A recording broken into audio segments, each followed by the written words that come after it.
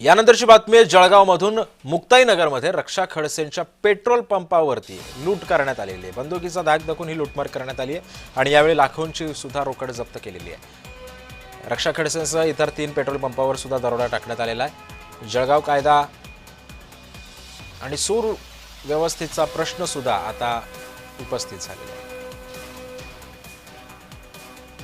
क्रीडा राज्यमंत्री रक्षा खडसे यांच्या पेट्रोल पंपासह 3 पेट्रोल पंप शस्त्राचा धाक दाखवून लुटल्याची घटना घडलेली आहे। आपण बघू शकतात की केंद्रीय क्रीडा राज्यमंत्री रक्षा खडसे यांच्या याच पेट्रोल पंपावर मध्यरात्रीच्या सुमारास या ठिकाणी बंदुकीचा धाक दाखवत या ठिकाणी हा पेट्रोल पंपावर कर्मचाऱ्यांना मारहाण करत लुटून नेल्याची ही घटना घडलेली आहे। या संपूर्ण घटनेसंदर्भात बातचीत करण्यासाठी आमच्यासोबत पेट्रोल पंपाचे जे व्यवस्थापक आहे संदीप लांडे, आम्ही त्यांच्याकडून जाणून घेऊयात की नेमका काय प्रकार घडला होता। दादा, काय सांगणार, काय नेमकी घटना मध्यरात्री घडली होती? काल रात्री 10:30 वाजता 2 मोटरसायकलवरती 5 जण आले आणि त्यांनी गन दाखवून आमच्या माणसांना लुटण्याचा प्रयत्न केला। म्हणजे त्यांनी गन दाखवून सण अंदर ऑफिसमध्ये नेले। ऑफिसमध्ये 1 लाखाच्या वर आमची कॅश होती आणि ते कॅश ते घेऊन गेले।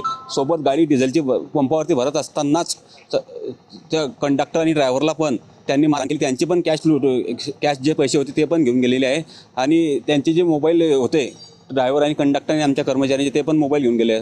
सदर म्हणजे आमच्या कॅमेरा व DVR हे पण त्यांनी चोरट्यांनी घेऊन गेलेले आहेत। सर, नक्कीच जर विचार केला तर या पेट्रोल पंपावरच काल या मध्यरात्री बंदुकीचा धाक दाखवत कॅश लुटून नेल्याची ही घटना घडलेली आहे।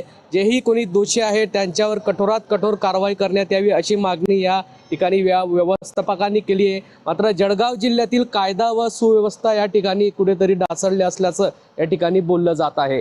जुगल पाटील, जय महाराष्ट्र न्यूज, जळगाव। मुक्ताईनगर येथे रक्षाताई खडसे केंद्रीय मंत्री यांच्या पेट्रोल पंपावर काल रात्री 11 वाजता दरोडा पडला। यामध्ये 5 लोक सामील होते। 2 मोटरसायकलवर आले होते। तिघांकडे कट्टे होते, बंदुका होत्या आणि या माध्यमातून त्यांनी धाक दाखवला आणि इथे CCTV कॅमेरे फोडले। त्याच्यामधलं जे सर्व साहित्य ते घेऊन गेले। नंतर